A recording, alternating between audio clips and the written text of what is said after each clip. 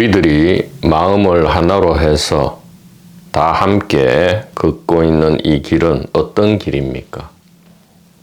우리가 걷고 있는 이 길의 정체를 분명히 의식하고 걸어갈 때 보다 우리는 즐겁고 경쾌하게 확신을 가지고 이 길을 걸어갈 수 있을 것입니다. 우리가 걷는 길은 단일의식 지혜 전성의 길입니다.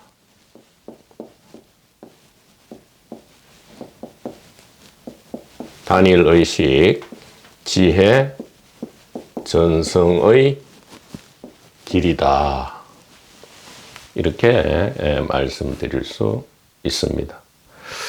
그래서 지난 강독을 통해서 숲속의 세부적인 길을 걷다 보면 자칫 이것이 이 단편적인 지식이나 또 아주 복잡한 분기들로 인해서 우리가 전체적인 초점을 우리가 잃어버릴 수 있죠. 다시 한번 초점을 모아보기 위해서 말씀을 드리겠습니다. 우리가 걷는 길은 그것이 그 지혜 문서의 소속이 이 이스트 전성이든 웨스트 전성이든 오직 이 단일의식 지혜 전성의 길이고요. 이 길은 보통 순수한 지혜, 즉 대중화되고 형식화되지 않은 순수한 지혜로서 보통 비밀 인문, 조금 이 말은 이상하기는 하지만 신비 인문 의식, 즉 리추얼, 비밀 인문 의식과 연관이 됩니다. 물론 이 비밀 인문 의식에 여러 가지 이 형식적인 면은 많이 다르겠죠. 많이 다르지만 일반적으로는 이 단일의식 순수지혜 전성에서는 비밀 인문과 많이 결부되고요. 자, 이렇게 이야기하면 매우 이게 신비화되고 일반 사람들은 접근하기가 어려운 것인가 이렇게 생각할 수 있기 때문에 그런 오해는 타파되어야 한다.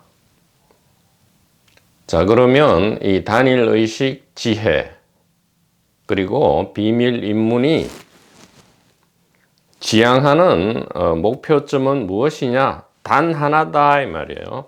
그것이 이스트 전성이든 웨스트 전성이든 단일의식 지혜 전성의 길이 지향하는 바는 단 하나인데 그것은 바로 불생불사다 이렇게 이야기할 수 있겠습니다.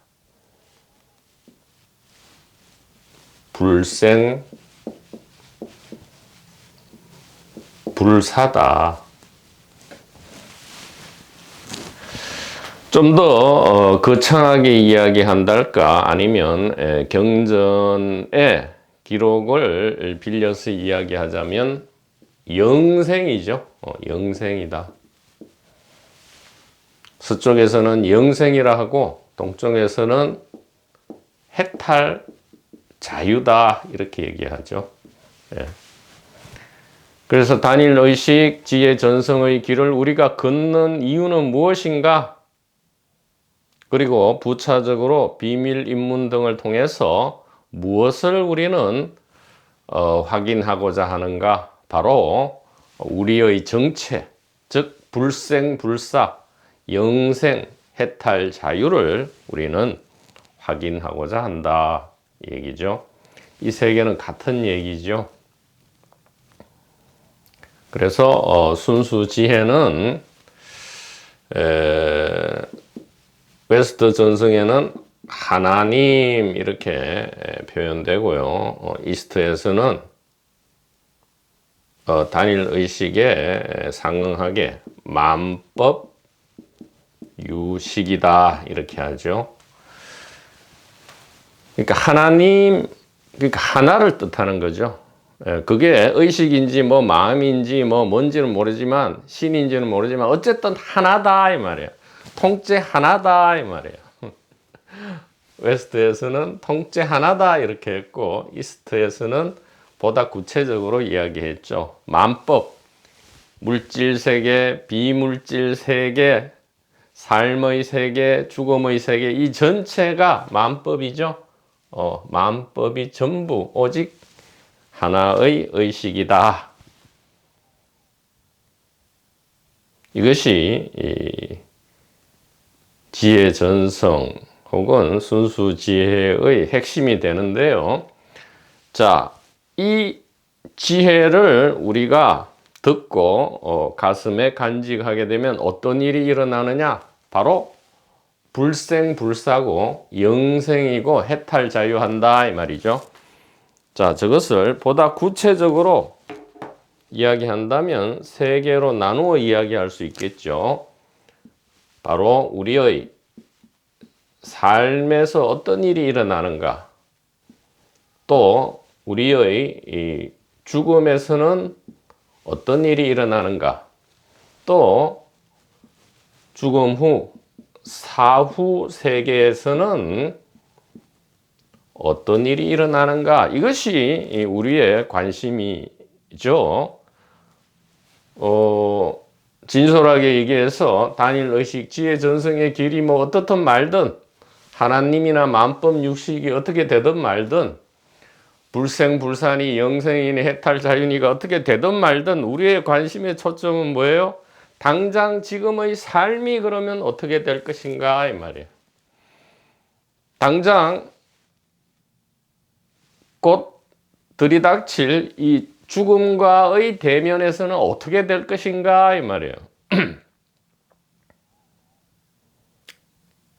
그 다음에 죽음 이후에 사후 세계는 어떻게 될 것인가, 이것이 우리의 직접 문제다 이 말이죠. 우리가 어떤 길을 걷든 간에 이 길을 나서게 된 이유는 바로 이 세 가지 측면에서의 우리의 문제, 즉 생사 문제죠. 이 생사 문제를 어떻게 해결하느냐, 여기에 대한 관심 때문이지 우리가 뭐 웨스트 전성이 어떻고 제1, 제2 전성이 어떻고 이스트 제1, 2 전성이 어떻고 하는 이 모든 이야기 그 자체는 아무 의미가 없다 이 말이에요.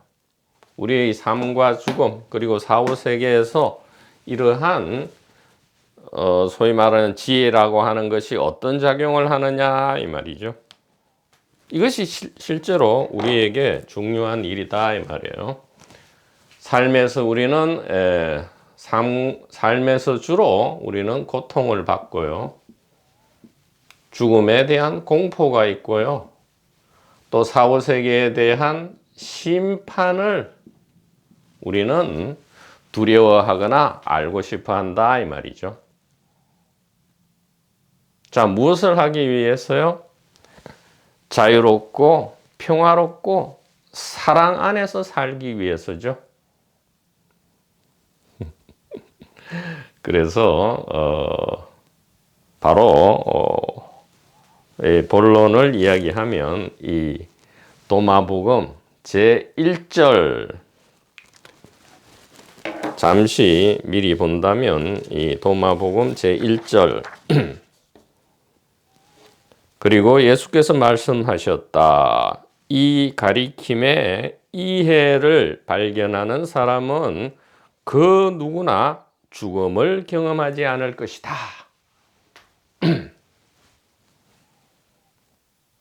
바로 이거죠. 도마복음 제1절의 이 선포 내지 선언은 고대의 모든 지혜 전선과 비밀 입문에서 마치 이 입문자가 걸어 들어갈 때 그 현관에 커다랗게 걸려 있는 플랜카드에 적혀 있는 것과 같다 이 말이에요.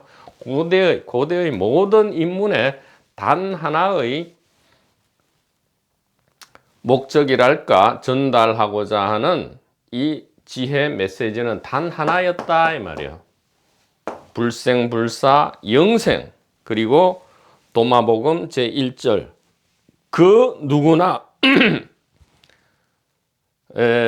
고타마 시타르타 붓다나 예수 그리스도 그분들만이 아니고요, 그 누구나 죽음을 경험하지 않을 것이다, 이렇게 선언을 한다 이 말이에요. 그래서 이 전형적인 지혜전성 비밀인문 계열에 속하는 지혜문서인 이 도마복음 제1절은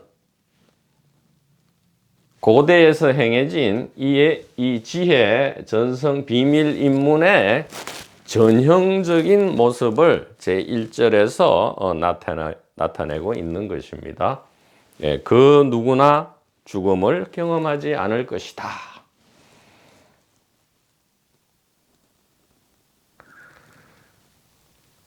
동쪽 전성으로 이야기하면 이스트 제1전성의 반야심경,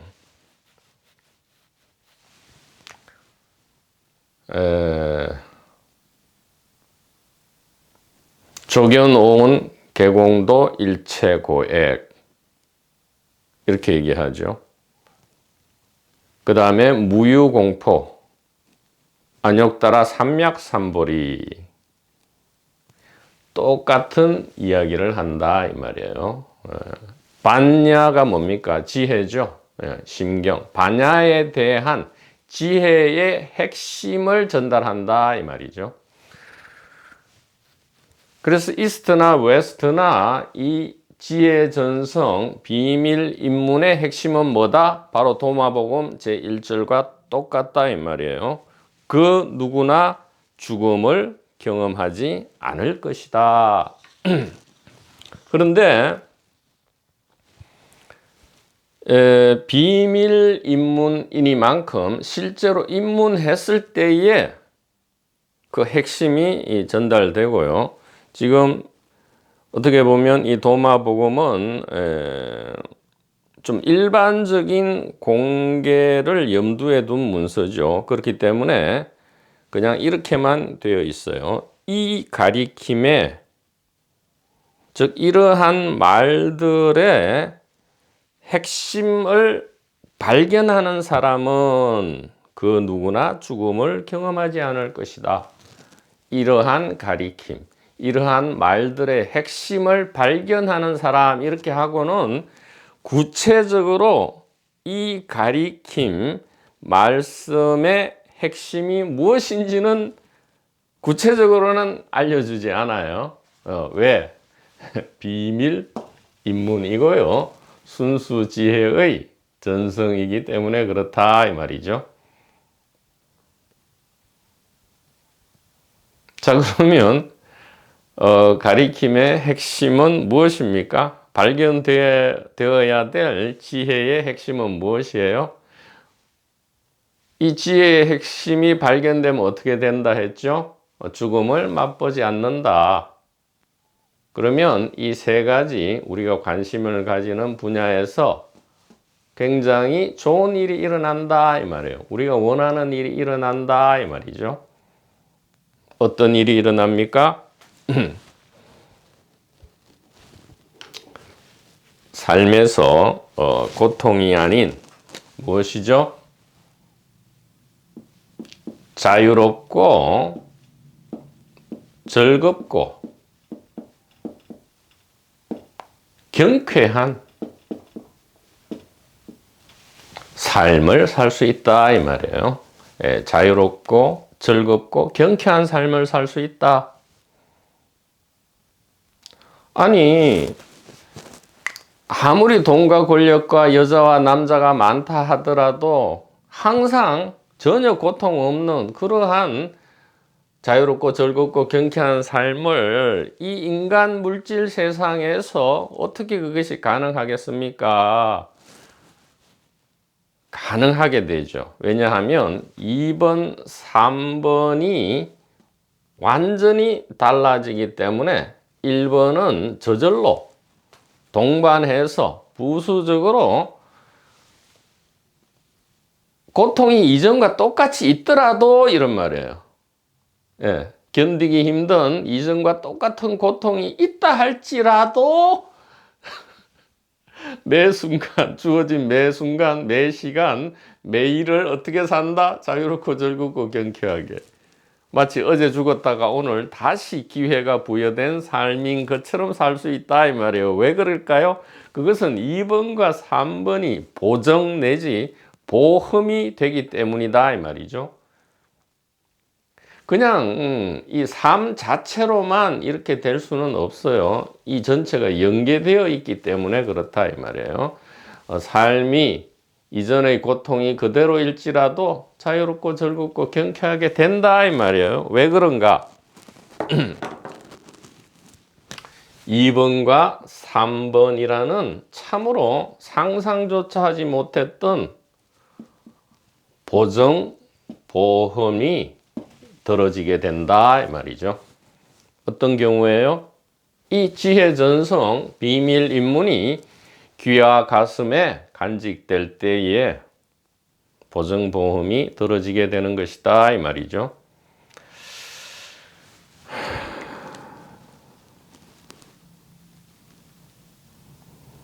물론 계속 나오겠지만 그래서 우리가 발견해야 될 것은 무엇입니까? 그러니까 이것이 너무나 이런 좀 장엄하고 엄숙한 형식을 갖춘 이 비밀 인문을 통해서 요즘은 전달되기가 어렵기 때문에 이것을 아무렇지도 않게 생각할 수 있단 말이죠. 이 삶이 자유롭고 즐겁고 경쾌하게 된다 이 말이에요. 고통이 사라져서 그럴 수도 있고요. 고통이 그대로 있다 할지라도 그 모습 그대로 이렇게 된다 이 말이에요. 죽음과 사후세계라는 보증보험이 생기기 때문에. 어떤 경우에요? 이 가리킴의 이해를 발견하는 사람 이렇게 되어 있어요. 이 가리킴의 이해를 발견하는 사람. 이 가리킴의 이해. 이 가리킴이 뭔지를 안다는 거죠. 이해라는 것은. 이 가리킴의 핵심. 이해는 무엇입니까? 비밀인문이라는 엄숙하고 진지하고 장엄한 통과 절차를 통해서 전달되는 것 바로 이것이죠. 구체적으로 얘기하면 바로 이것이다 이 말이에요. 그러니까 이것을 너무 사실 가볍게 전달하는 것 자체도 현대적인 문제라면 문제다 그 말이죠. 그래서 도마복음 강독 제1절에 들어가는 것 이것이 고대의 이 지혜 비밀 인문의 새로운 되살림이고요. 한번 현대적인 어떤 조금은 절차를 한번 만들어 보도록 하늘에 기도를 한번 드려 보도록 하겠습니다. 자, 그래서 구체적으로는 바로 이것이다 이 말이죠.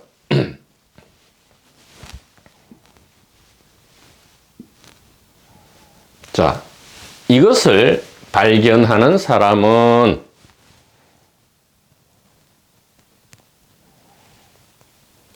단일성과 위치죠.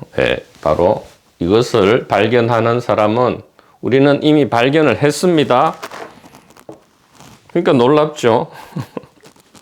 모든 이 비밀 지혜 문서에서 말하는 것을 우리는 이미 지난 2년 혹은 3년 동안의 강독을 통해서 충분히 발견하고요. 벌써 이해를 했다 이 말이에요. 무엇입니까? 바로 이것이죠.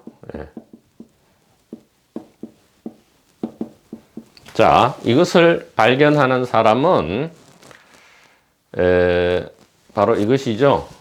이 지혜의 이 속성, 이해죠. 이 지혜를 이해하고 그 이해를 발견하는 사람은 이렇게 되는데, 이렇게 되면 구체적으로 어떻게 되느냐? 삶이, 고통이 사라지거나 고통의 모습 그대로 자유롭고 즐겁고 경쾌하게 된다. 그 이유는 무엇인가?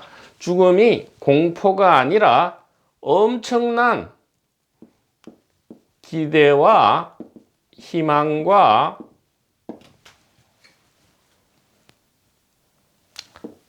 소망으로서 죽음을 대면할 수 있기 때문이다 이 말이죠. 죽음을 공포로 대면하는 것이 아니고요. 진정한 기대와 희망과 소망으로 죽음을 직면 내지 대면할 수 있는 것이고요. 사후세계는 심판이 아니고 어떻게 된다고요? 자유와 사랑과 평안 그 자체가 되고요. 이 자체를 매 순간 확인하게 된다 이 말이죠.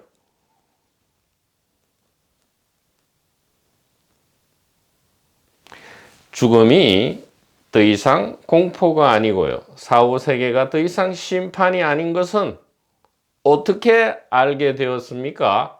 바로 이 지혜의 핵심을 발견하고요.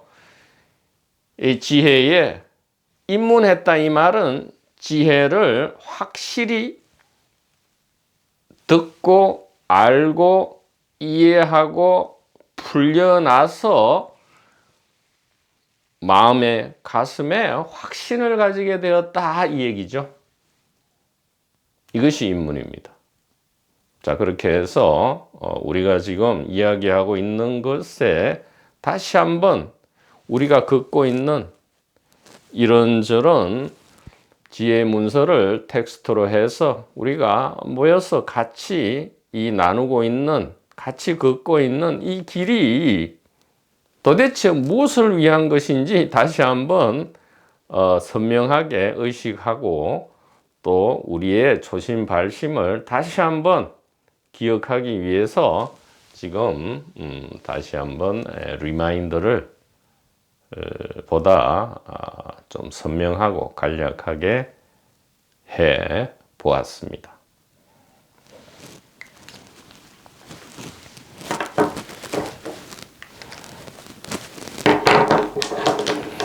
자, 그래서 수많은 이 신비서적 지혜 문서 그리고 아직까지 현대인에게는 정확하고 구체적으로 밝혀지지 않은 이 지혜 비밀 인문의 사실은 적나라한 정체를 지금 다 말씀을 드린 겁니다. 사실은 다 말씀을 드린 거고요. 이러한 인문의 전통이 중세 고대에 살아있던 이 전성이 중세의 일반적인 형식으로는 완전히 사라졌고요. 비밀 전성으로 이어오면서 그 안에서도 보다 형식화되었고요. 현대에 이르러서는 도대체 이러한 지혜 전성이라든가 비밀 인문이라든가 영생이라든가 죽음과 사후세계에 대한 이러한 고대에 전해지던 옛 사람들의 이 엄청나게 즐겁고 환희로운 삶과 죽음의 축제에 대한 비전을 현대인들은 완전히 잊어먹었달까? 알 수도 없게 되어버렸어요. 이것을 알기 위해서는 엄청난 탐색을 펼쳐야 하는데 그거는 한두 생으로 될 일이 아니지요.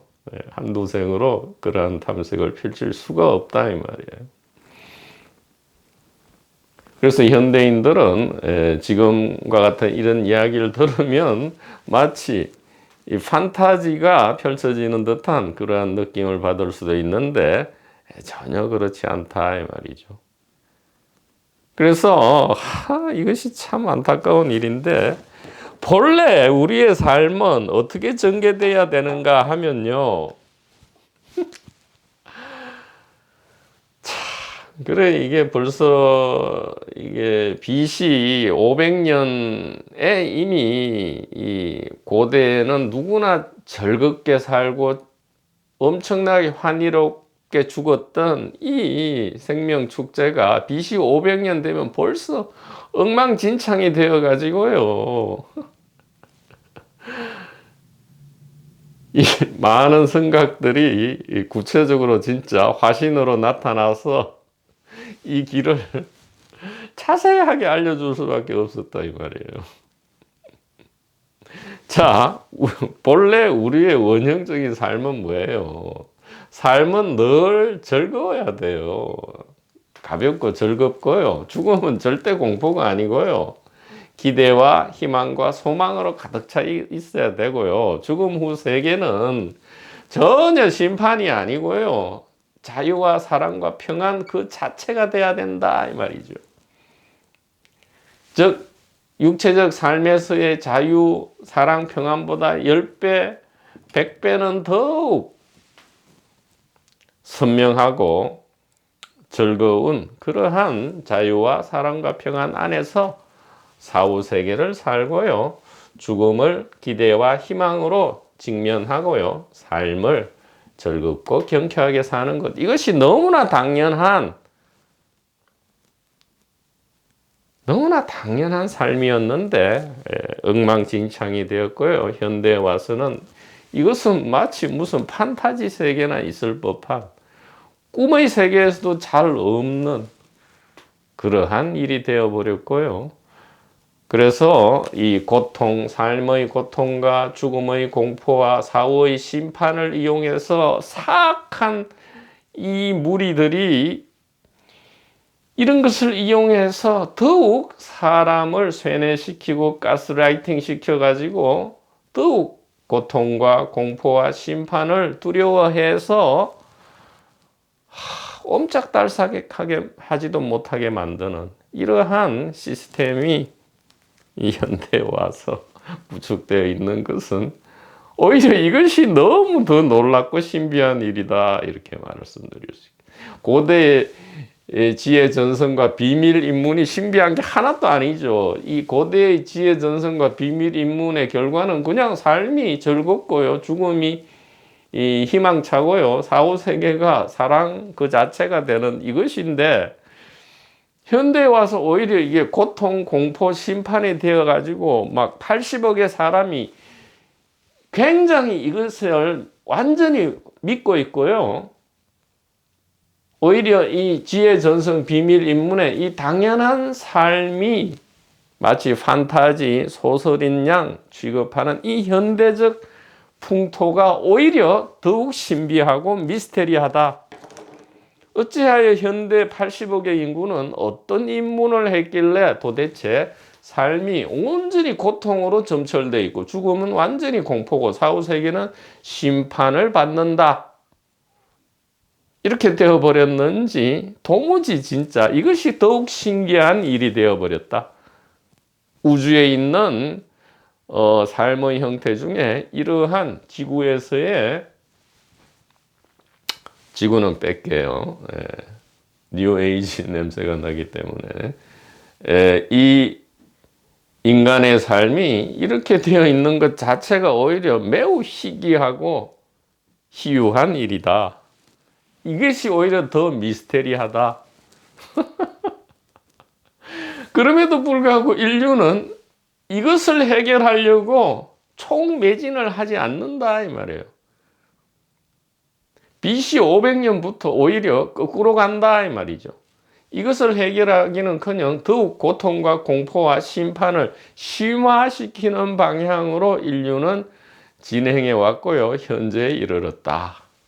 이것이야말로 더욱 매우 신기하다 이 말이죠. 모든 에너지와 지능을 쏟아부어서 이것을 해결하려고 하지 않고 오히려 더 심화시키고 있는 이 현대적 현실이야말로 진정한 비밀이고 미스테리다. 이렇게 오히려 말씀을 드릴 수가 있겠습니다.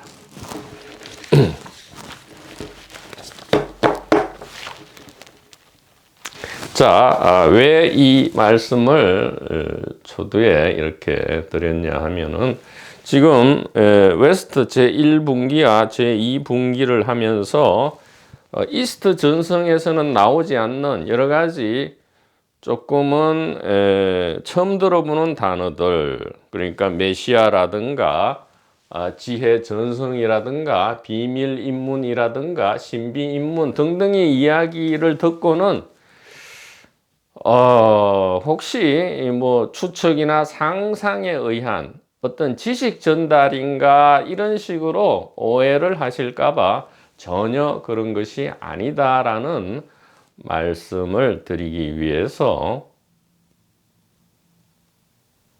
이렇게 서론을 전달한 것이고요. 자, 어제의 강독에 이어서 웨스트 제1분기를 살펴보도록 하겠습니다. 강독 준비 작업 1페이지 웨스트 분기 제1분기입니다.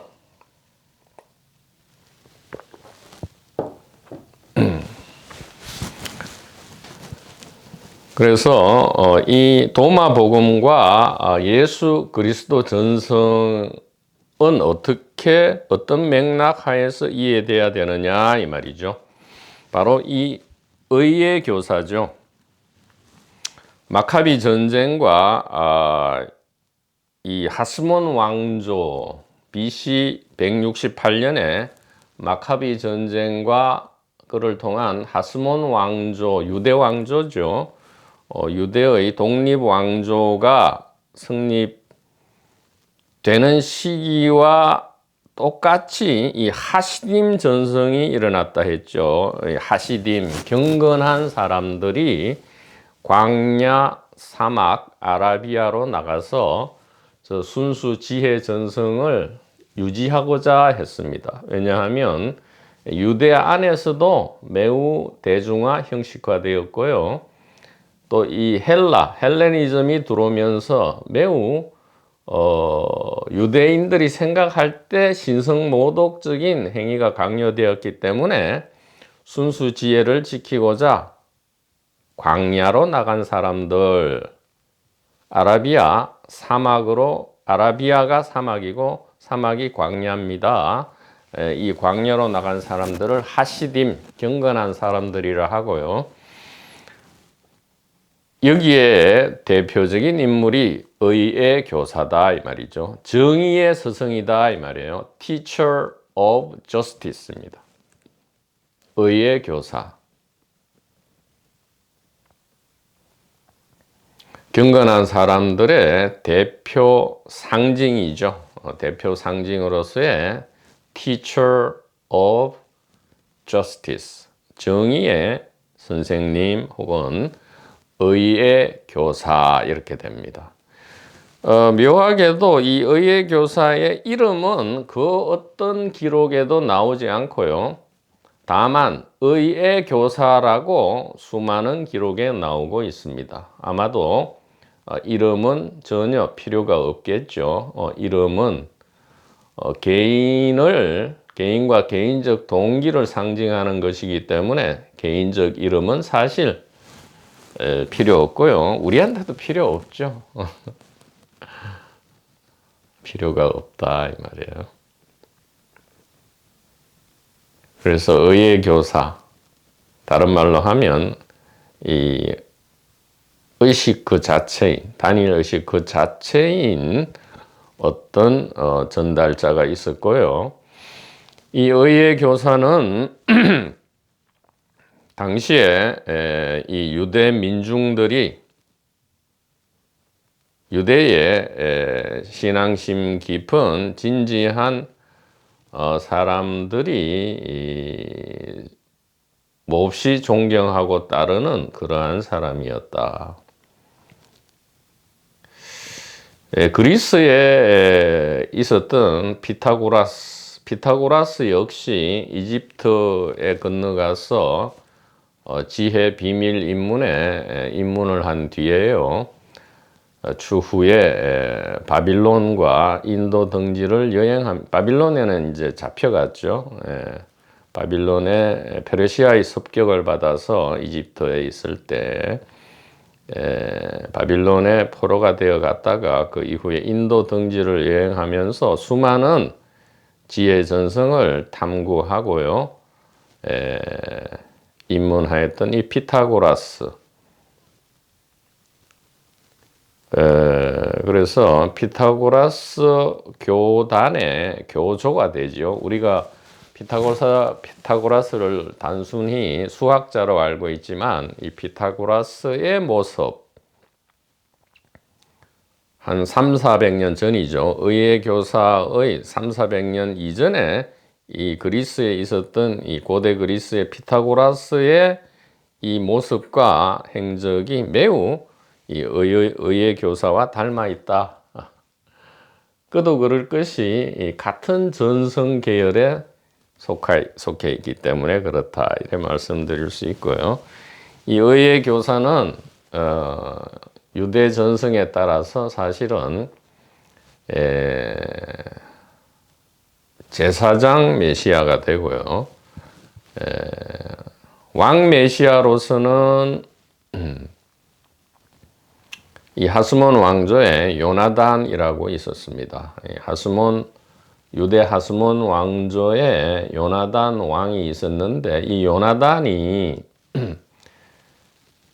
사실은 즉 정치적으로 역할을 하면 되는데 이 요나단이 제사장 직분까지 겸직을 하게 됩니다. 즉 정치와 종교, 즉 왕 메시아와 제사장 메시아를 겸직하니까 이것은 유대 전성 내지 전통에서 굉장히 어긋나는 행위죠. 그래서 이 의의 교사가 당신은 왕 메시아의 역할을 하라. 나는 이 고대 전성에 따라서 제사장 메시아의 역할을 하리라. 이렇게 정중하고 매우 매너 있는 그러한 편지를 보냈지만 요나단이 거절하고요. 그래서 더욱 이 광야의 하시딤 전성이 더욱 부각되면서 그 전성을 이어 나가게 됩니다. 그래서 이 의의 교사 경건한 전통이 에세네 전성으로 개성되고요. 이 에세네 역시 경건한 사람들 이런 뜻이지요.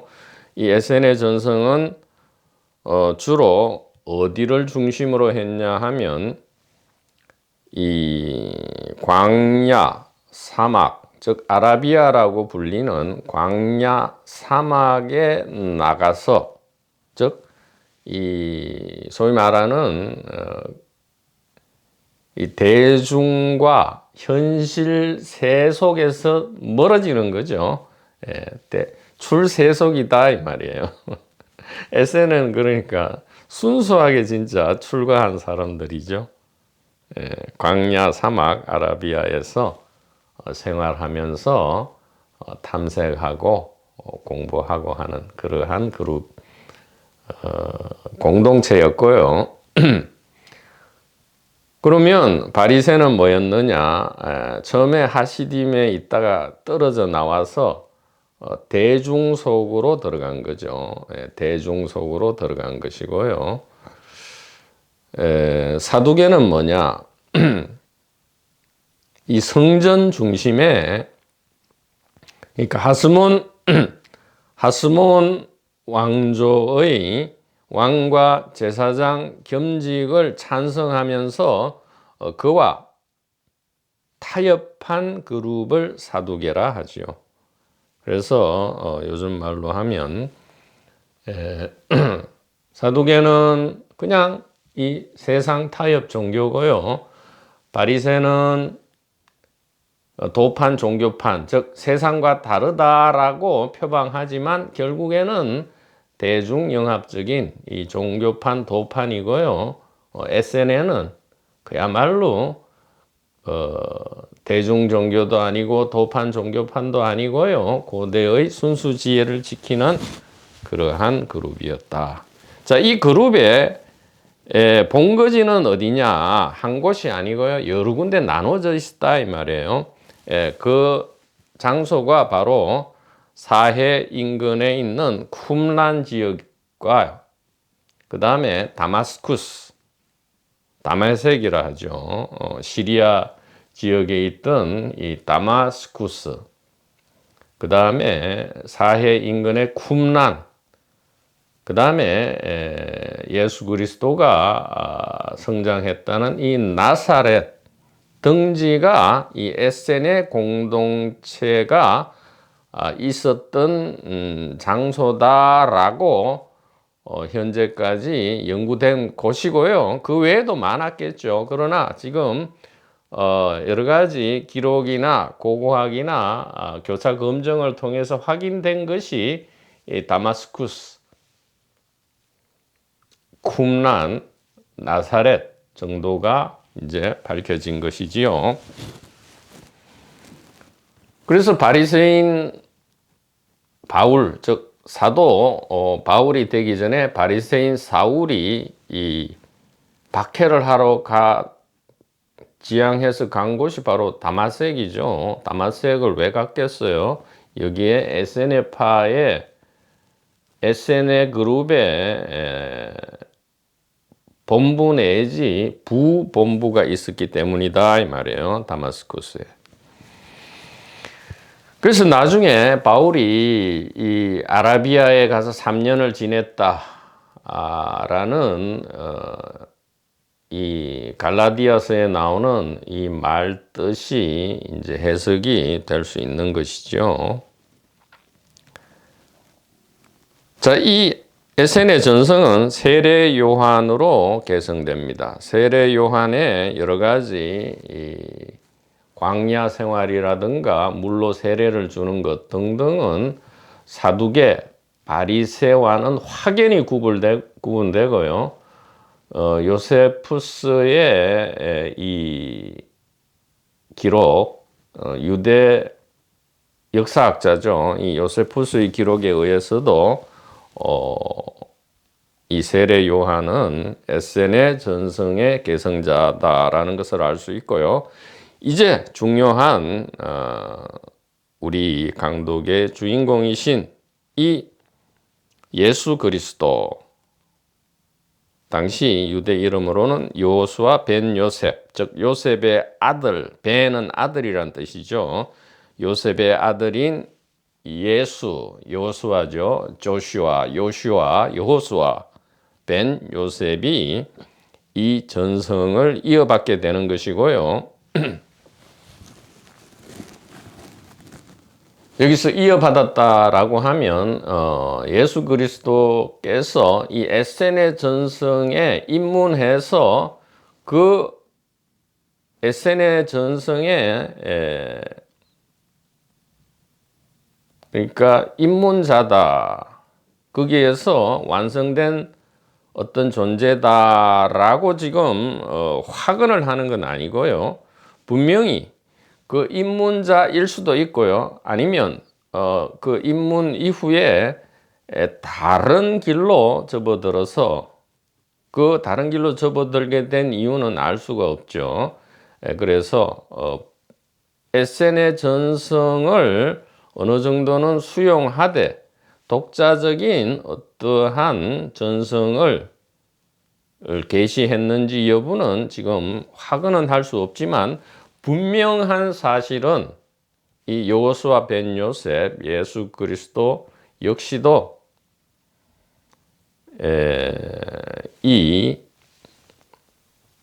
그러니까 하시딤 에세네라는 고대로부터 내려오는 순수 지혜 전성을 의 맥락 안에 있으신 분이다. 왜냐하면 이 도마복음의 전체는 예수님께서 말씀하셨다 이렇게 되어 있고요. 그 말씀들의 전체적인 내용은 바로 이 순수 지혜 전성, 즉 이 하시딤 의의 교사 에센의 전성을 밝히고 계신 것이기 때문에 그렇게 말할 수밖에 없다 이 말이죠. 그 다음에 예수 그리스도의 친동생 혹은 아주 드물게는 친형, 그러나 동생이라고 많이 알려져 있는 의인 야고보라고 있습니다. 야고보 벤 요셉, 요셉의 아들 야고보. 이 바울 전성 복음서에는 도마범이 아니고요. 바울 전성 복음서와 서신에는 주의 형제이신 야고보 이렇게 되어 있죠. 주의 형제이신 야고보. 그래서 일반적으로 뭐 사촌지간이다 이렇게 지금 왜곡들 하고 있지만 친동생 혹은 친형임에 틀림없고요. 이 의인 야고보 벤 요셉에 의해서 이 에센의 전성이 개성되고요. 그래서 초대 교회, 소위 말하는 이 예루살렘 교회의 수장은, 그러니까 예수 그리스도께서 십자가에서 돌아가시고 그 이후에 이 에센의 전성, 즉 초대 예루살렘 교회의 수장은 바로 이 야고보 벤 요셉이었다라는 것이 기록에 의해서 분명하죠. 이것은 바울 전성 복음서에도 분명하게 나와 있습니다. 그 다음에 기원 후 70년에 1차 유대 로마 전쟁이 일어나면서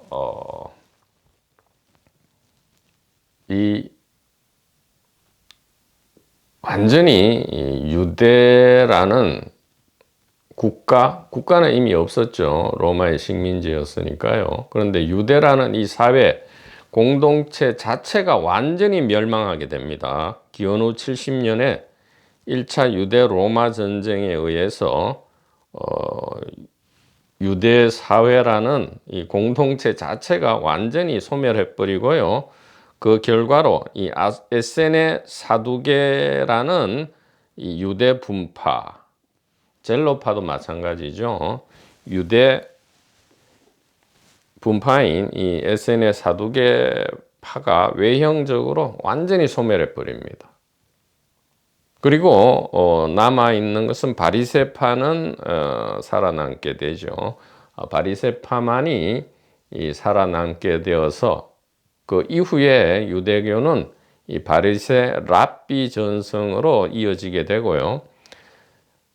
그렇다고 해서 이 바리새 랍비 전성이 이 에센의 전성을 이어받았다라는 것은 아닙니다. 이 외형적으로 에센의 사두개가 완전히 소멸하고요. 외형적으로 바리새가 살아남았기 때문에 지금 겉보기에는 마치 바리새 랍비 전성 안에 이 순수 지혜 전성이 살아남았다라고 볼 수 있는데 그것이 아닙니다. 그래서 사실은 제1분기에 바리새 랍비 전성 잔조는 갈로를 쳐서 그냥 참조만 해야 되겠다 이렇게 말씀을 드리고요. 바리새 랍비 전성 잔조는 사실은 갈로 쳐서 지워버리고요. 이 에센의 사두개가 외형적으로 소멸함으로써 이 공공연한 이 비밀 인문 내지 지혜 전성은 사라지고요.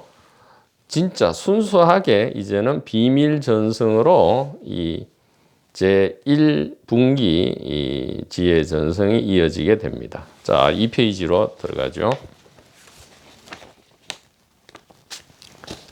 그래서 이 에센의 전성은 온전히 비밀 전성으로 이어지고요. 그 이후에 사막에서 이슬람, 소위 말하는 그 마호멧이죠. 마호멧이라는 대예언자, 그러니까 타나크식으로 얘기하면 선지자죠.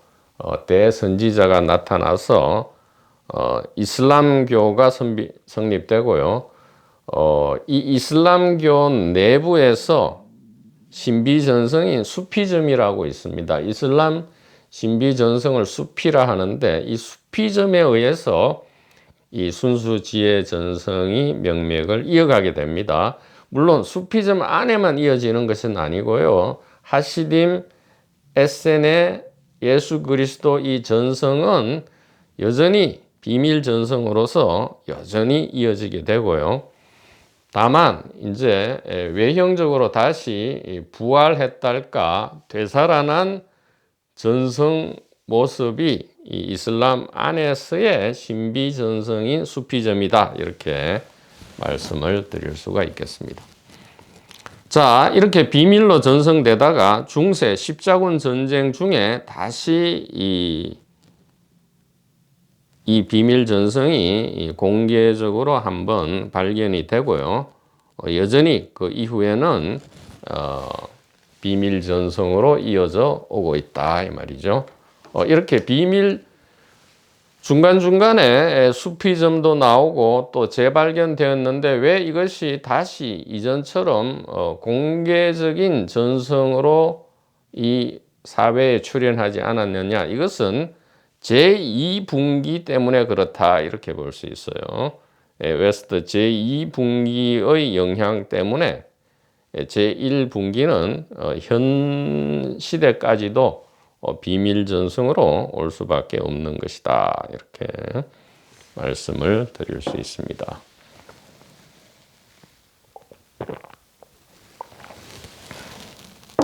자, 그래서 이 신구약 중간기, 뭐 한 500년 정도 되는 이 동안에 이제 형성된 것이 바로 이 유대교 내 분파라 할 수 있는데요. 사두개파, 바리새파, 에세네파, 젤로파가 되고요. 사두개는 대중종교, 바리새는 요즘 말로 하면 도판 종교판, 철학판, 에세네파는 순수지혜 전성, 젤로파는 정치적 파당, 뭐 이렇게 우리가 거칠지만 이렇게 대응해 볼 수 있고요. 이렇게 대응을 해서 우리가 이 바울 전성의 소위 말하는 신약 성경을 읽거나 혹은 이 외경 지혜 문서를 읽는다면 이 사두개, 바리새, 에세네, 젤로파 간의 이 갈등 혹은 뭐 타협 관계를 한눈에 알아볼 수 있다, 이 말이에요. 이 현대적인 비율을 염두에 두고 본다면 매우 쉽게 이 유대교 내파가 파악이 된다, 이렇게 말씀을 드릴 수가 있겠습니다. 자, 그 다음에 우리는 우리가 걷는 이 길에 있어서 한번 기억하고 교훈으로 삼아야 될 문구를 한번 적어 보았습니다. 그래서 아래 사실에 대해서 숙고하시기를 권유드린다. 지금 없는 것은 그때도 없고 지금 있는 것은 그때도 있다. 이 말은 이렇게 보면 너무 당연하죠. 지금 없는데 하필 그때는, 그러니까 지금은 없는데 그때는 있었고, 또 지금은 있는데 그때는 없을 리가 없죠. 무슨 말이냐 하면 인류 역사는 반복되고요. 또 사람의 본성은 변하지 않는 거기 때문에 과거를 보려면 현재를 참조해야 되고요. 미래를 보려면 역시 현재를 참조해야 되죠. 이게 통째 하나로 이렇게 흘러가는 거기 때문에 그렇다. 그래서 지금은 없지만 그때는 있다. 이게 어떤 착각을 불러일으킵니까? 지금은 하나님이 안 나타나고 뭐 기적이 안 행해지지만 예전에는 그럴 수 있어. 뭐 2000년, 3000년 전에는 막 바닷물이 갈라지고 죽은 사람이 실제로 막 되살아나고 그러니까 그 다음에 뭐 처녀가 잉태를 하고 막 무리를 걷고 이것이 예전에는 그런 일이 있었어. 지금은 없어졌어. 이런 착각을 하지 말라 이 말이에요. 현대에 일어나지 않는 일은 중세에도 고대에도 일어나지 않았고요. 현대에 일어나는 일은 중세에도 일어났고 고대에도 일어났다 이 말이에요. 일반적으로요.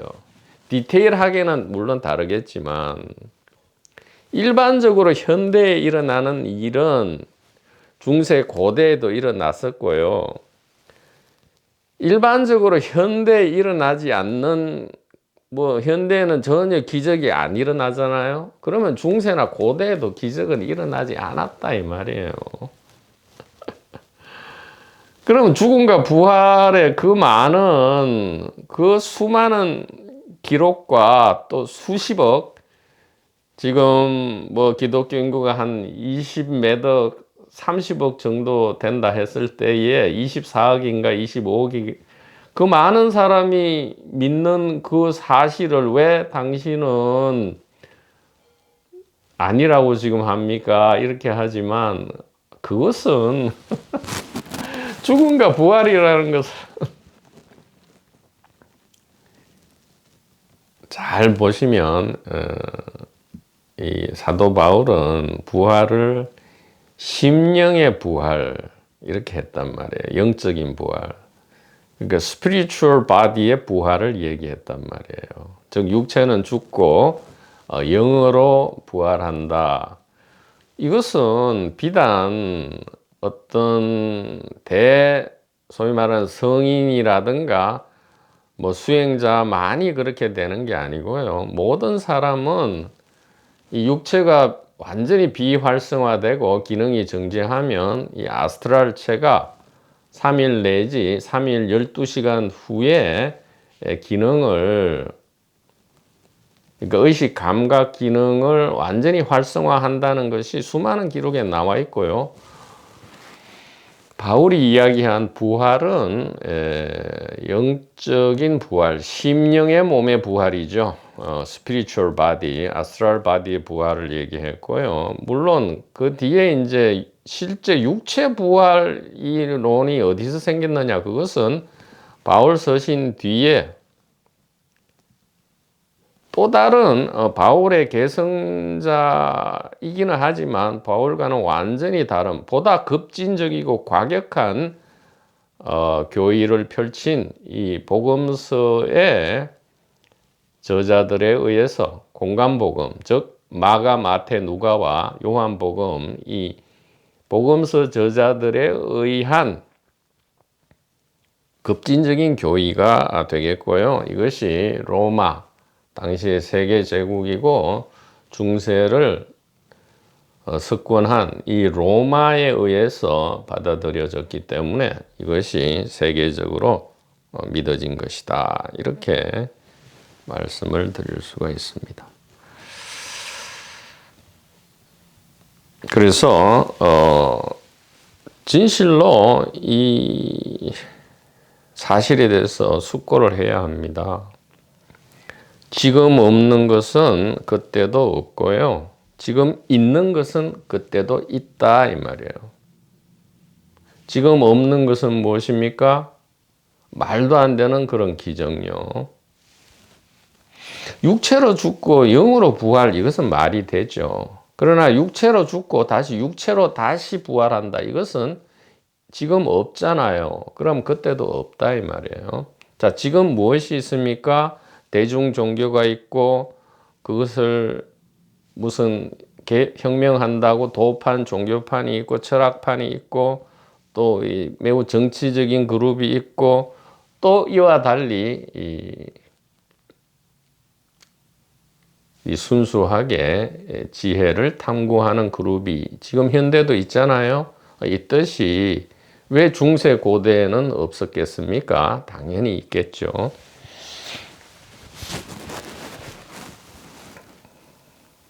그리고 현대의 이 순수 지혜의 가리킴, 이 단일 의식에 대한 가리킴이 있기 때문에 중세 고대에도 분명히 있었다. 이렇게 우리가 진솔하게 진짜 통나무처럼 투박하고 아무런 어떤 이 변개, 두루 계산함이 없이 진솔하게 우리가 한번 숙고해 봐야 한다. 이렇게 말씀을 드릴 수밖에 없습니다. 자, 그러면 이 제1분기와 대비해서 제2분기는 어떻게 전개되느냐? 카메페에서 시작한 지혜, 전성 인문이 의인 야고보 벤 요셉까지는 지금 동일합니다. 제1전성과 동일한데 제1전성과 다른 것은 이 웨스터 제1전성과 다른 제2전성은 어디부터 시작하느냐? 바울의 바로 이 체외 이탈 혹은 임사체험이죠. 바울의 이 자각몽 체외 이탈 임사체험 경험으로부터 다르게 분기되고요. 이 의인 야고보 벤 요셉과 에셀의 전성이죠. 그 다음에 바울의 이 체외 이탈 경험 전성은 완전히 이 전성의 내용을 달리하고요. 이 시공간적으로는 지금 야고보 벤 요셉과 바울은 겹치죠. 바울은 실제로 이 예수 그리스도의 친동생, 형제죠. 친형제인 야고보를 만나고요. 게바라고 하는 베드로도 만납니다. 그러나 실제 살아있을 때에 예수님을 만나지는 못하죠. 바울은 만나지는 못합니다. 그래서 카메페에서 시작해서 이집트로 전성되고 이것이 모세로 되는데 제2분기에는 그리스 전성을 이야기해야 됩니다. 그러니까 이 카메페에서 원천한 이 지혜가 이집트로도 가고요. 동시에 고대 그리스 쪽으로도 전성이 되었다 이 말이죠. 혹은 이집트에서 그리스로 전성되었을 수 있어요. 이 후자가 더욱 역사나 고고학 연구에 그 외에 이 종교 문서가 아니고 역사 문서에 헤로도토스죠. 헤로도토스의 역사라든가 이러한 문서의 기록에 의하면 이 카메페 지혜는 이집트 전성을 거쳐서 그리스로도 가고요. 또 모세를 통해서 이 히브리로도 가게 되었다. 그러니까 두 개로 분기되는 거죠. 카메페, 이집트, 그리스. 카메페, 이집트, 히브리, 유대 이렇게 두 개로 분기되어서 전성이 되고요. 이 전성이 합쳐지는 때가 바로 이 헬레니즘 전성이 유입해서 충돌하는 그 부분이 되겠다. 이렇게 말씀을 드릴 수 있습니다. 그래서 그리스로 전성된 부분은 대표적으로 이 피타고라스나 플라톤 그리고 키케로 그리고 좀 전에 말씀드린 헤로도투스 등등의 기록을 통해서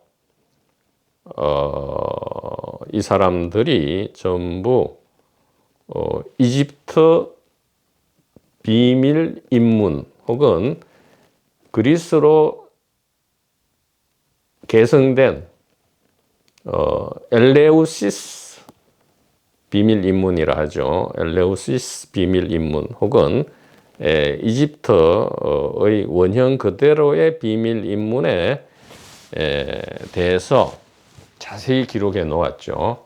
물론 그 핵심 비밀에 대해서는 여전히 비밀 엄수의 규칙이 있었기 때문에 기록은 그 어디에도 이 비밀 인문의 핵심 내용에 대해서는 기재되어 있지 않습니다. 기재되어 있지 않는데 지금 말씀드린 피타고라스나 플라톤, 키케로, 헤로도토스 등등의 기록에 의해서 이 순수지혜가 고대 그리스로 이집트를 통해서 고대 그리스로 전승되었음을 충분히 알 수 있고요.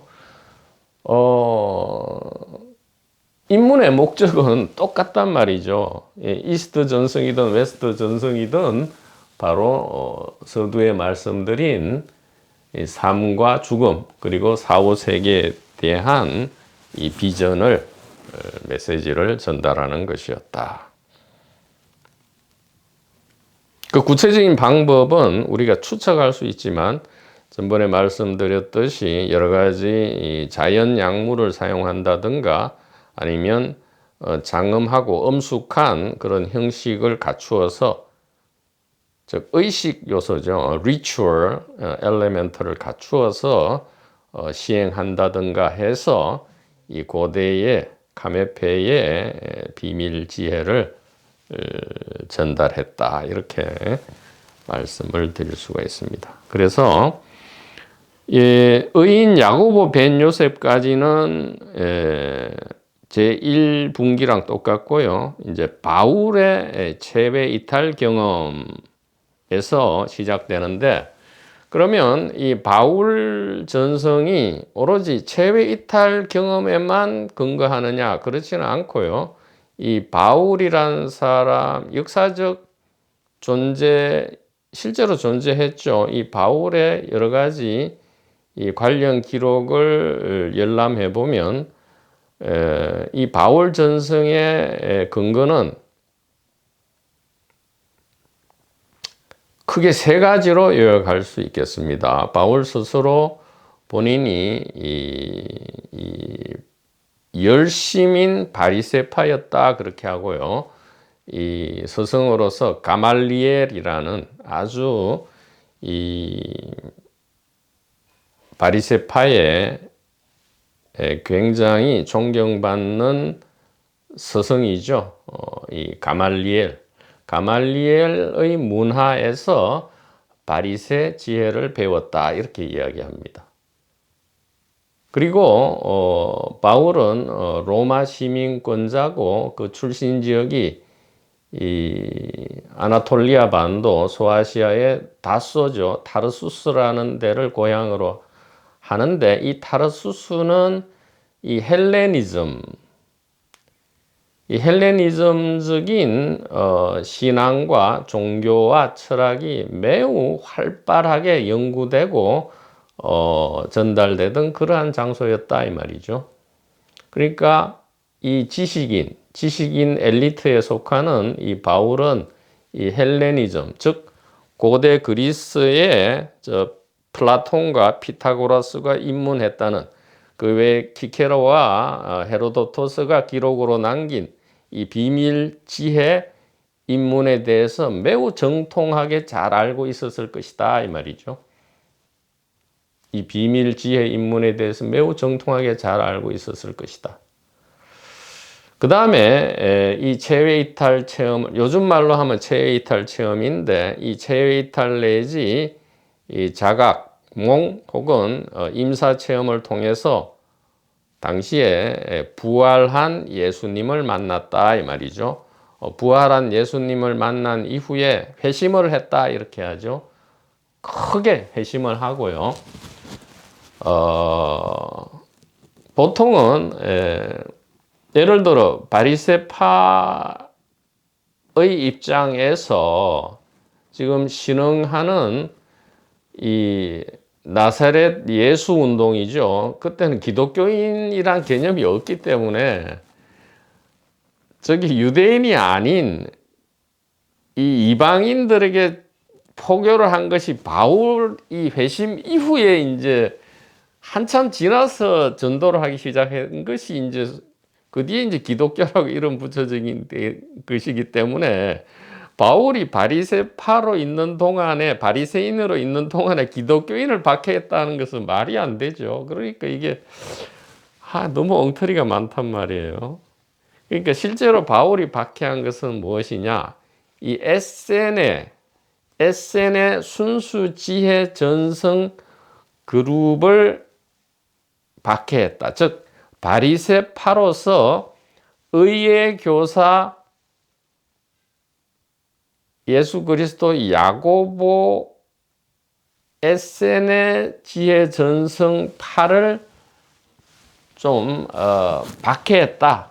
이런 얘기죠. 기독교인을 박해한 게 아니고요. 자, 이때에 박해를 하러 다마스쿠스로 가던 중이다. 이런 말을 하죠.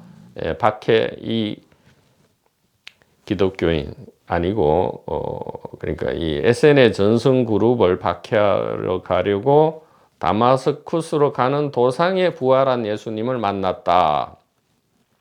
근데 만나는 그 장면의 묘사가 굉장히 많이 달라요. 서신서에도 다르고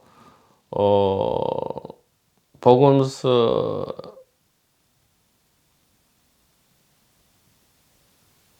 나오는지 모르겠지만 그 여러 번 한 세네 번 정도의 부활하신 예수님을 만나는 장면의 묘사가 있는데 다 다르게 묘사된다 이 말이죠. 그것이 조금 안타깝기는 한데 지금 그것을 말씀드리려는 게 아니고요. 예를 들어 부활하신 예수님을 만났으면 그래서 이제 바리새파를 그만두고 회심을 했잖아요. 그게 뭐 기독교든 뭐 나중에 기독교가 되는 것이든 아니면 에센이든 뭐 하시딤이든 뭐든 어쨌든 이 회심을 했잖아요. 그러면 당연히 일반적으로는 무엇을 해야 됩니까? 실제로 예수님과 피와 살과 뼈를 부대끼면서 2년 내지 3년을 같이 생활했던 진정한 사도들 있잖아요. 12제자들. 12제자들이 그대로 살아 있었잖아요. 바로 도마도 그 중에 한 명이고요. 그러면 이 12제자들이 있는 곳에 가서 야, 내가 부활하신 예수님 만났다. 그래서 너무 이제 나도 회심을 했다. 그러니까 당신 내 편이다. 당신과 같은 그룹이다. 그 예수님 살아 계실 때 어떤 가르침을 말씀하셨고 당신들은 어떤 감동을 받고 어떤 깨우침, 어떤 지혜를 얻었느냐 이렇게 물어보러 직접 살아있는 예수와 2년, 3년을 같이 생활했던 이 사도, 그러니까 예수님의 제자들을 만나러 가는 게 정상적인 일이잖아요.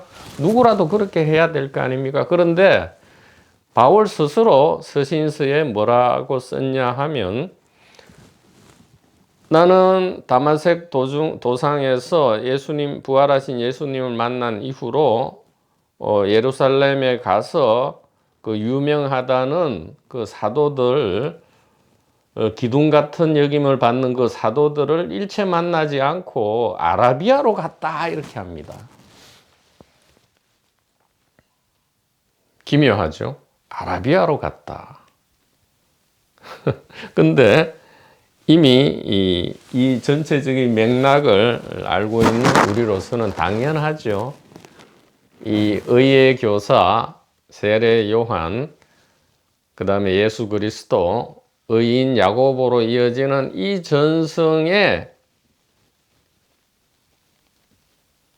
그룹 공동체가 어디 있습니까? 여전히 바울 시대에 이 쿰란, 나사렛은 아마 조그만 지부 같아요. 그래서 주로 쿰란이나 다마스쿠스에 있었다 이 말이죠. 그래서 이 쿰란이나 다마스쿠스로 알려진 이 광야 사막, 즉 광야 사막 아라비아는 이 에센의 공동체를 이야기하고요. 크게 보면 이 하시딤이죠. 하시딤 의의 교사 에센의 공동체에서 아라비아에서 3년을 지냈다 하거든요. 그러니까 이 하시딤 에센의 공동체를 찾아갔다 이 말이 되는 거죠. 그러니까 다메섹 도상에서 부활하신 예수님을 만나고 곧바로 어디로 갔느냐? 아라비아로 갔다. 이것은 하시딤 에센의 공동체의 지혜 전성이 어떤지 공부 탐색하러 갔다 이 말이에요. 바리새 전성에 대해서는 가말리엘 대거두죠. 바리새의 대거두.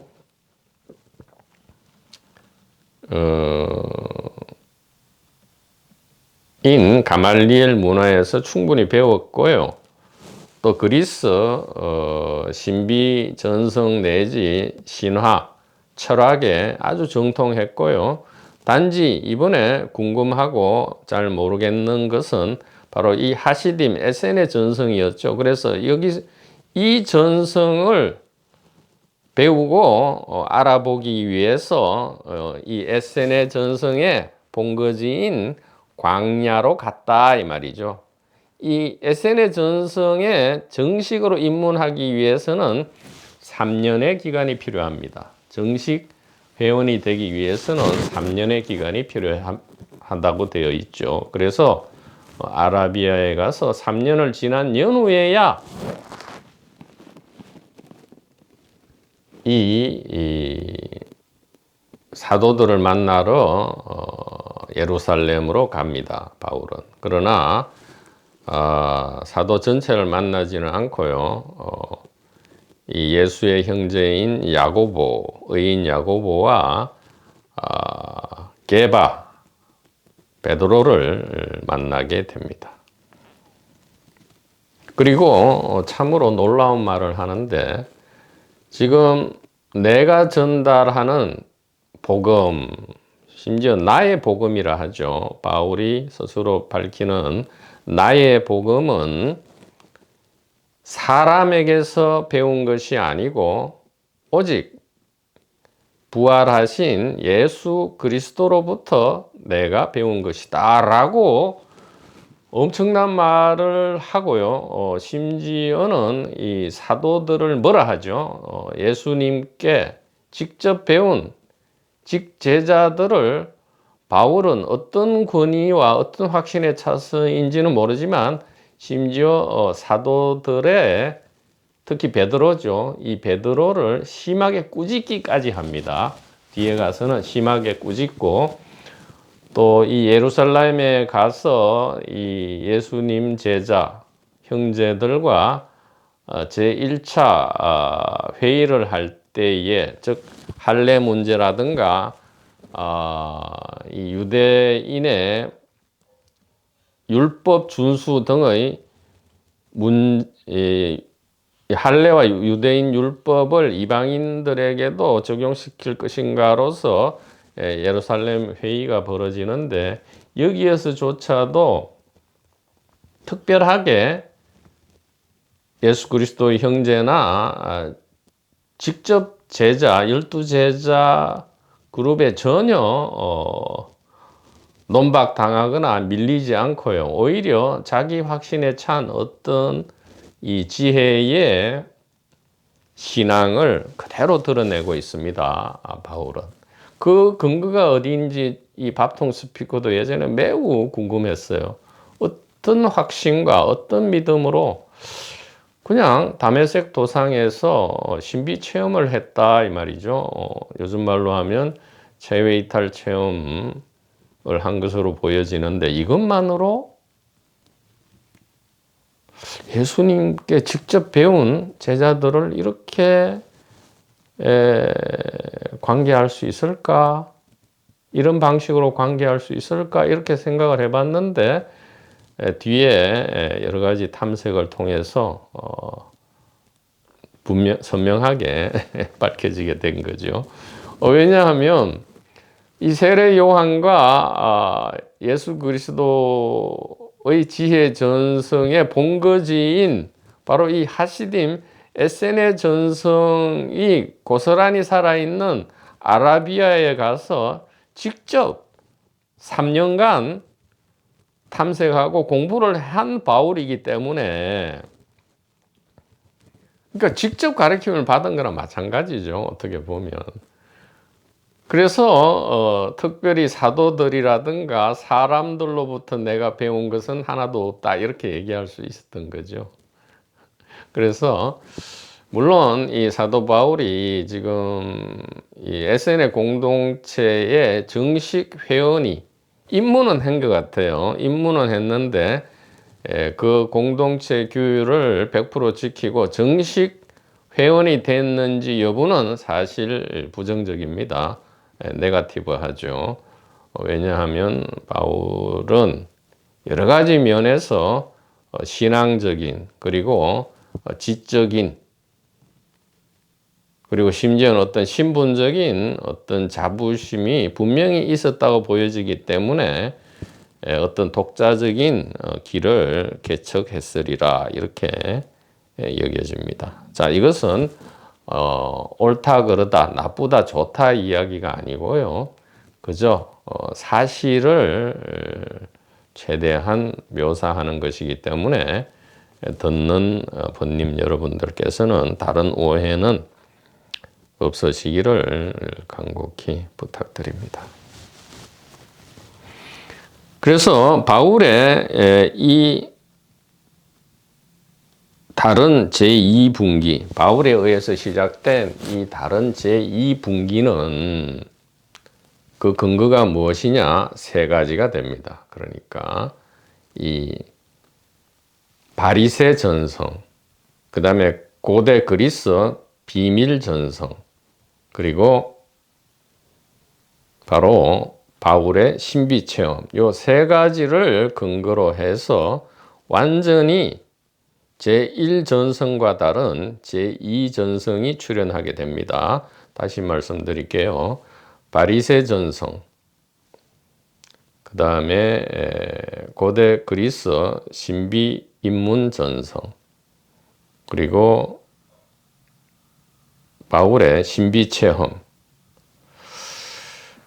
그리고 하나 더 보태자면 바로 아라비아에서의 3년간의 이 하시딤 의예 교사 전성을 탐색한 것, 요 네 가지를 기초로 해서 새로운 바울의 독자적인 전성이 지금 시작되고요. 그래서 바울 서신이 성립됩니다. 그러니까 이방 유대인이 아닌 이방인들, 특히 로마 제국 내에서의 이 유력인들, 혹은 로마 제국에 속하는 유대인이 아닌 이방인들을 타겟으로 한 이 전도를 하면서 많은 교회가 세워지고요. 이 교회에 지금 침투하고 있는, 즉 솔직히 말씀드릴게요. 바울에 의해서 새롭게 확립된 이 교의가 아닌 제1전성의 교의, 즉 예수님의 직접 제자들, 혹은 야고보로 대표되는, 의인 야고보로 대표되는 이 하시딤 에세네 전성의 교의가 침투에 들어올 수밖에 없겠죠. 왜냐하면 그 당시에는 이제 같은 그룹이다라는 그런 인식이 어느 정도 있었을 것이기 때문에요. 그 침투에 들어오는, 그러니까 본래의 전성이 침투에 들어오는 것을 바울은 극히 꺼리고 그것을 전부 요즘 말로 하면 이단으로 배척하고 바울 자신의 이 교의의 순수성을 지키기 위해서 무지 노력한 결과물이 이 바울 서신이죠. 이 바울 서신을 통해서 결국은 이 신약 체계가 성립되고요. 그러면 이 신약 성경은 사실 마태복음 뭐 이렇게 시작하죠. 그러나 순서는 바울 서신이 먼저입니다. 바울 서신이 먼저 적혀지고요. 그러니까 바울 서신 안에는 사실 예수님의 생애가 하나도 없고요. 예수님 말씀도 하나도 없습니다. 왜냐하면 바울이 배운 것은 부활하신 예수님의 영적인 어떤 감흥이 있었을 뿐이고요. 둘째는 이전에 바리새에 대한 지식, 그 다음에 그리스와 이 에세네와 신비 체험에 대한 지식, 이것이 근거를 이루었기 때문에 바울 서신에는 예수님의 생애라든가 말씀이 일체 없다 이 말이죠. 그 다음에 바울 서신이 다 적혀지고 이제 소위 말하는 네 복음서가 기재되는데, 네 복음서의 순서도 마가복음이 제일 먼저고요. 마태, 누가, 그 다음에 요한복음 이렇게 성립이 되는데, 물론 누가복음과 사도행전은 비슷한 시기에 기록되는데, 이 마가, 마태, 누가복음은 공관복음이라 합니다. 같은 시각으로 적혀졌다. 즉, 이 도마복음일지 큐복음일지는 모르지만 같은 원천 자료를 보고 같은 시각에서, 그러니까 겹치는 부분이 굉장히 많죠. 마가, 마태, 누가는 겹치는 부분이 굉장히 많지만 점점 업그레이드 되죠. 마가복음의 예수님은 어떻게 보면 그냥 평범한 사람에서 메시아로 가는 그러한 과정을 서술하고 있는데, 마태, 누가로 가면서 점점 신성과 거룩함이 더해지고요. 이제 이 세 가지 복음서, 마가, 마태, 누가라는 똑같은 시각을 가진, 내용도 많이 겹치는 복음서, 이 세 개의 복음을 공관복음이라 하는데, 이거와 또 다른 업그레이드판인 요한복음이 적혀지고요. 이 요한복음에서 드디어 예수 그리스도는 신이 되죠. 하나님과 동일하게 됩니다. 로고스 신앙, 그 태초에 말씀이 계셨다. 말씀은 하나님과 함께 있었는데 말씀이 곧 하나님이다. 이렇게 시작하죠. 이 요한복음. 그래서 앞에 세 복음과는 달리 요한복음은 별도로 취급되는데, 이 마가복음에서 시작된 사람의 아들 예수 그리스도는 마태, 누가를 거치고 드디어 요한복음에 가서는 하나님이 되는 것이죠. 하나님이 된다. 그래서 바울 서신을 쓸 때에 바울의 의도에 부합했는지는 모르지만 많은 부분에서 또 이 복음서 저자들의 신학적인 스탠스는 바울의 스탠스와는 또 다르다 이 말이죠. 바울 역시도 이전의 이 순수 지혜 전성인 하시딤 에세네 전성과는 많이 다른 독자적 길을 걸었는데, 바울 이후에 이 복음서 저자들은 훨씬 과격하고 급진적인 주장을 펼치게 됩니다. 마가복음은 오히려 또 그렇지 않아요. 그래서 바울 서신과 그 이후에 급진적인 교의의 딱 중간에 서 있는 것이 사실은 마가복음이다. 이렇게 말씀드릴 수 있겠습니다. 그래서 바울로부터 시작해서 요한복음에 이르기까지 예수 그리스도는 사람의 아들에서 신의 아들이 되고요. 신의 아들에서 다시 신 그 자체, 하나님 그 자체로 점점 그 정체성이 변하게 되면서 삼위일체 교리가 등장하게 됩니다. 자, 그래서 여기서 제일 중요한 것은 이 예수님의 십자가 대속, 부활, 재림, 종말을 믿는다면 이신칭이죠. 믿음으로 의롭다 하리라. 즉 믿음으로 구원받는데, 이 믿음의 내용은 순수 지혜가 아니고요. 예수님이 십자가에서 우리 유대인뿐만 아니고 전 인류를 위한 대속의 희생을 치렀다. 어떤 대속이죠? 대속은 죄의 값을 다른 사람이 치렀다 이 말이죠. 나의 죄를 다른 사람이 치렀다. 즉 에덴 동산에서 선악과를 먹은 그 원죄를 이어받은 모든 인류의 죄를 예수님께서 십자가에서 돌아가셔서 대신 속죄했다 하나님한테. 그래서 우리가 구원받는다. 그래서 예수님의 십자가 대속과 3일 만에 부활하신 심령의 부활이라 했습니다. 심령의 부활은 사실은 누구나 저절로 자연적으로 이 아스트랄 부활을 하게 됩니다. 사실은 그런 면에서는 바울의 말이 맞는데 유독 예수님만 3일 만에 부활했고 또 예수님의 부활만을 믿는다면 다른 사람은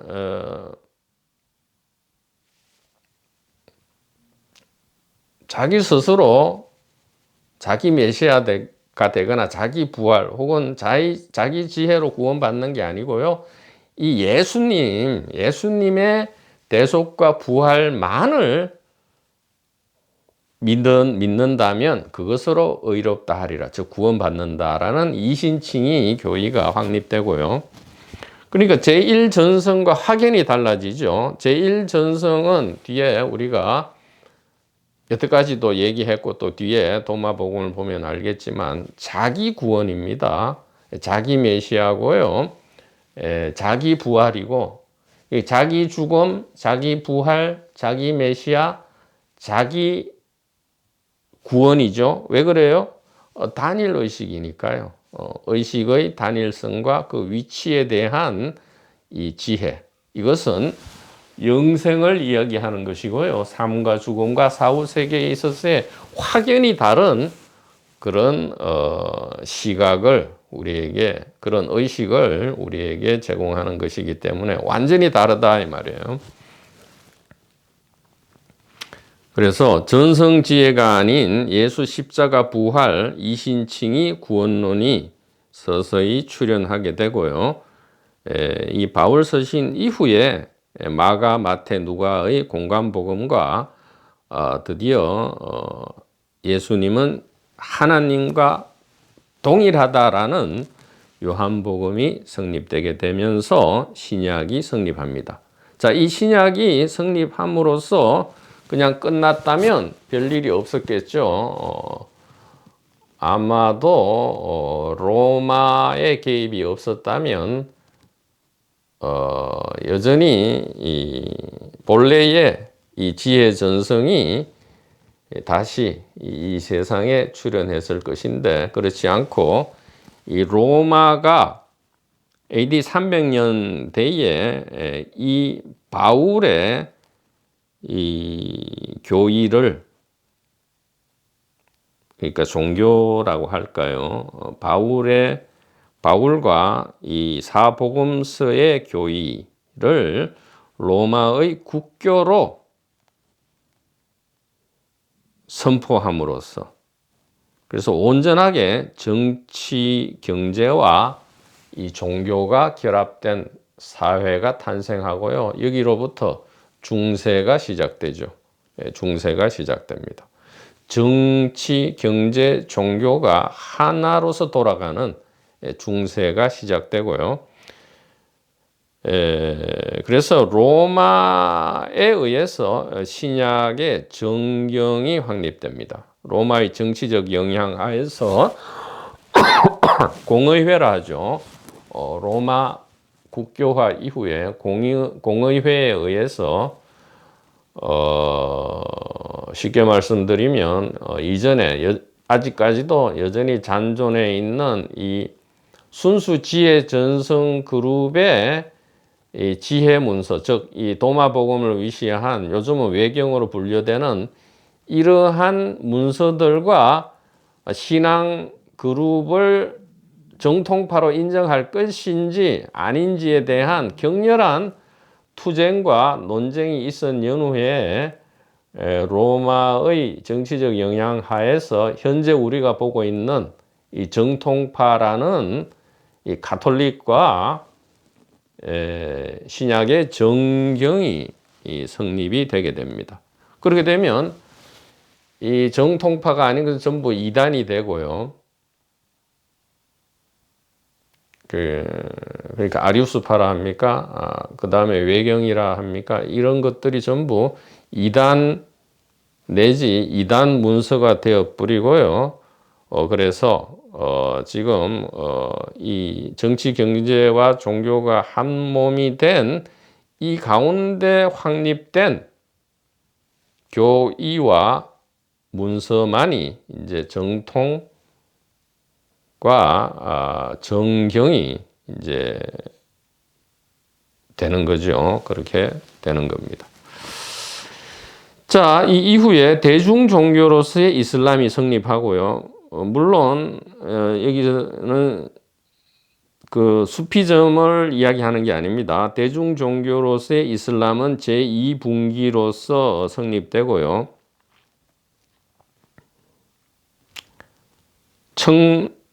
그래서 계속 중세적인 어떤 이 바울과 사복음서 교의가 중세 전체를 지배하게 됩니다. 그러니까 1789년을 만약에 기준점으로 잡는다면 거의 이 900년 800년이니까 한 1700년 1500에서 1700년 가량을 지금 제2분기가 전 세계에 퍼져나가게 되고요. 제1분기는 아까 말씀드렸듯이 비밀 전송으로 계속 이어져 오고 있었습니다. 자, 그래서 1789년에 주지하는 바와 같이 이 프랑스 대혁명이라는 상징적 사건을 기점으로 해서 정교 일치 세계의 붕괴에 신호탄이 쏘아지고요. 방아쇠가 당겨지고요. 자, 이로 인해서 정치, 경제, 종교적 권력, 즉 왕과 귀족과 성직자 연합에 의한 정치, 경제, 종교적 파워가 돈과 권력이죠. 돈과 권력이 일반 대중으로 넘어가게 되고요. 일반 대중들은 1789년 이후에로부터 현대에 이르기까지 200년가량을 매우 방황하고 어떻게 보면 무질서 하에서 물론 지금 방황하고 무질서라는 것은 지금 지혜 전성의 맥락 안에서 이야기하는 겁니다. 그러니까 중세가 끝나고 근현대에 들어와서 뭐 과학 발전이라든가 뭐 현대에 와서 비행기와 자동차와 핸드폰과 뭐 컴퓨터와 퍼스널 PC와 뭐 이런 얘기를 하는 게 아니에요. 이 지혜 전성 그리고 이 삶의 고통과 죽음의 공포, 사후세계의 심판 등에 대한 맥락을 이야기하는 겁니다. 자, 이런 관점에서는 이 의식의 선명함이라는 측면에서는 대중들은 엄청난 방황과 무질서를 200년간 겪게 되고요. 이것은 지금도 이어지고 있다. 그래서 아까 말씀드렸듯이 너무나 신비하고 기묘한 현상이 일어나고 있다 이 말이죠. 우리의 삶과 죽음과 사후세계는 원래는 자연스러운 즐거움과 기대와 희망과 사랑과 자유가 넘쳐나야 되는데 그렇지 않은 것이 200년의 방황이다 이 말이죠. 그러면 뭐 1789년 이전에 제2분기 상황은 괜찮았느냐? 아니죠. 여전히 엉망인데 더 엉망이 되었다 이 말이에요. 엉망진창이었지만 거기에 더해서 설상가상이 되어버렸다 이 말이죠. 그래서 현재는 이 지혜 제2분기 안에 있는 현대 사회는 전 세계가 됐죠. 전 세계라는 이 하나의 이 인류 사회는 이 지혜 전성이 아닌 다른 정치, 경제, 종교 이데올로기죠. 그러니까 종교도 이제는 이데올로기화가 되어 버렸죠. 정치, 경제와 다를 게 없어요. 각각 다른 정치, 경제, 종교적 이데올로기 세계 안에서 새로운 대체 계급의 탄생을 구체화하고 있고요. 새로운 대체 계급이 탄생하기 위해서는 서로 갈등하고 투쟁을 해야 되죠. 그래서 전쟁도 대규모의 살상 전쟁도 현재 끊이지 않고 있는 것이다. 이렇게 말씀을 드릴 수 있겠습니다. 자, 이스트 분기는 이전에 대성기실론 등을 강의할 때 어느 정도 자세히 했기 때문에 아마 간략하게 넘어갈 것 같고요. 다음 내용은 이어지는 강독에서 이어가도록 하겠습니다. 자기 메시아 선지식 도반번님 여러분 대단히 감사합니다.